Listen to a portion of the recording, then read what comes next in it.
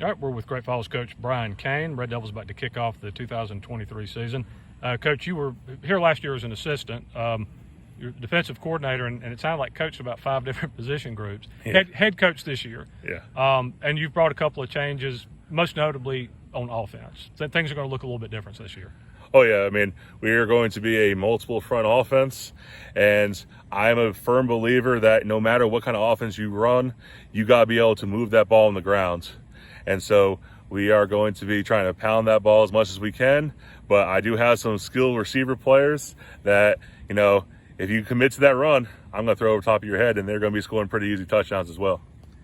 And you've got a new quarterback that played some other skill spots last year when some injuries bit and things like that. But he's obvious just from having seen him last year, good athlete.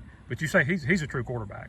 Yeah, Tremaine Caldwell, he's, a great guy. He's definitely, matured and gotten better from last year to this year. He did play a couple of different positions last year. He finished off the year at quarterback. And, when I got the job, he, asked me if I still wanted him to be the quarterback. And I said, yeah, as long as you're willing to work with me and try and improve yourself. And he's been doing everything. He's literally only missed one practice, and that was because he had a doctor's appointment. He has not missed a single spring, summer, or regular practice so far, except for that one day where he had a doctor's appointment. So he's fully committed, and I mean, I'm thinking that he's going to be, basically turning some heads a little bit when he's running the ball and throwing the ball around because he's a dang athlete. One thing that stands out about your offensive group, as I start looking at the offensive line, all those names are familiar. You've got some experience up there. Those are guys that have a lot of games under their belt. Experience and good size. I mean, that should be a strength of the team. Yeah, I've been, coaching the line here. This is going to be my 3rd year technically, as I'm still coaching the offensive line as the head coach. And, I'm pretty excited about these group of guys. They've been growing together. A lot of these guys have been playing together since like pee-wee ball, basically, rec ball all the way up. And so I have a lot of camaraderie. They have a lot of teamwork. They all work very well together. And, they really want to come off this year and, go off with a bang, and they want to prove themselves that, we're not no dang 2-8 team. We're definitely going to be over 500. That's what the very least we want to do.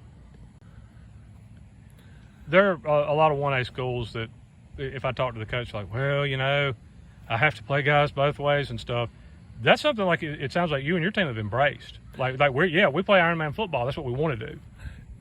Yeah, I mean, I came from a 1A school and I played Ironman football, so I took some pride in doing that. We need the best 11 out in the field, and I'm still out there every single snap. And so they've kind of embraced that as well. And I say, it's us versus all. We got what we got. And if that guy is going to be on the field for special teams, offense, and defense, that means he's the best. And I said, hey, guy on the sideline is sitting there. You want to get in? You got to beat him on either offense, defense, or special teams because he's going to be there unless you can prove yourself and take him out from being an Ironman. Because, Ironman football is very rare these days, even at 1A. And, I'm very glad that these guys kind of embrace it and are taking a little bit of pride in it.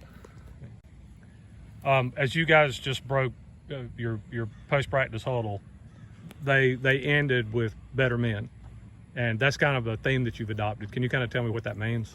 Yeah. When I interviewed for this job, I told the people I interviewed with that I can't guarantee wins. No one can guarantee wins. They can say, oh yeah, I'm going to go 8-2 in the interview. I'm going to go 3rd round playoffs. That's just a bunch of talk. Anybody can say I'm going to go undefeated and win a state championship, and then they go 1-9.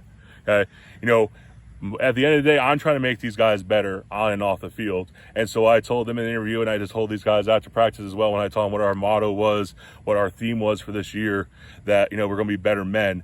I want them to be better on and off the fields from before, I saw them.